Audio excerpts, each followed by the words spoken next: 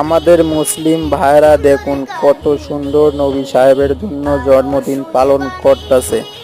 সুন্দর কাহিনী জান্নাতের ওই রুমে রুমে লেখা নবীর নাম, জান্নাতের ওই রুমে রুমে লেখা নবীর নাম। নবী রহমতে আলম নূরে মুজাসসম, রহমতে আলম নূরে মুজাসসম।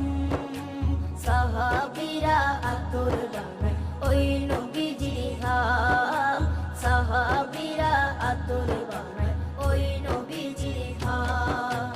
সাহাবীরা আতর লাগায় ওই নবীজির ঘাম, সাহাবীরা আতর লাগায় ওই নবীজির ঘাম।